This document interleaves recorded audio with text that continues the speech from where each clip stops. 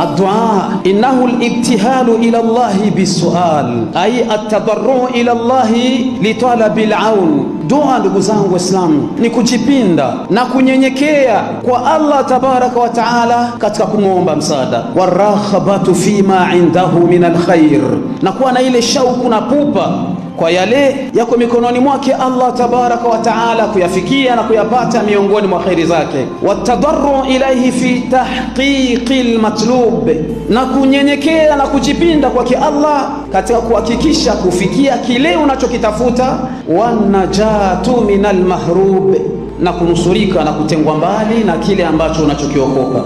Falaula idh jaahum ba'suna, hao watu wana nini jamani? Pindi mazito yetu yaliwajia, pindi balaa zimewakuta, tadarau, wangenyenyekea wakatuomba, wakakiri kudhalilika. Lakini maskini, walakin istidraki hiyo qasat qulubuhum, roho zao zimekuwa ngumu. Wazayyana lahum shaitan, na shaitan akawapendezeshea yale ambayo walikuwa wakiyatenda.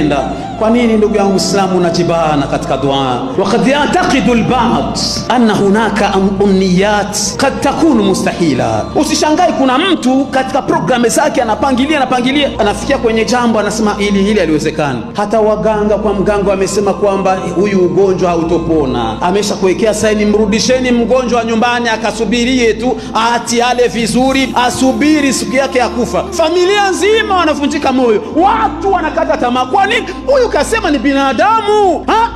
Tunamwambia sisi bado yupo, maana tunaye yule ambaye akiamua, kama ni kansa, kesi yoyote, jambo lolote lizito, Allah akiamua kutoa jawabu itapatikana tu. Kuna watu sawa wanakuwa na wasiwasi, nadharan li su'ubatiha wal awaqib allati yuwajihuha al-insan, kutokana na uzito wa jambo lenyewe mtu anakata tamaa. Walakin la yujadu mustahilun ma Allah, hakuna kisichowezekana maadama uko na Allah. Ndugu yangu, ondoa uoga nafsini mwako, muombe Allah, usiwe na wasiwasi wala usimjaribu eti man, bil yaqin, kwa yaqini majibu utayaona. Kupatikana mtoto sio ujana, kupatikana mtoto sio utasa, sio kwamba mtu mama anaingia mkawaida yake.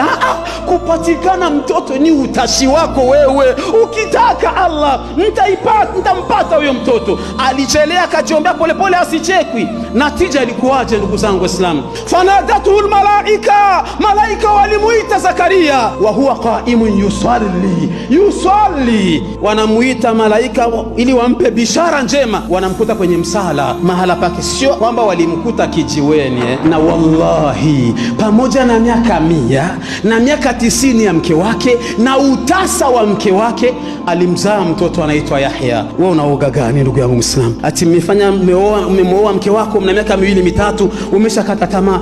Tumetoka hospitali bwana, wameshatuambia kwamba hatutozaa. Usikati huyo kasema ni binadamu. Mwambie Allah, muombe Allah almustahilat. Hilo ni jambo limeonekana haliwezekani kwa viumbe, lakini kwa Muumba linawezekana. Wallahi ndugu zangu Waislamu, tunaye Allah muweza.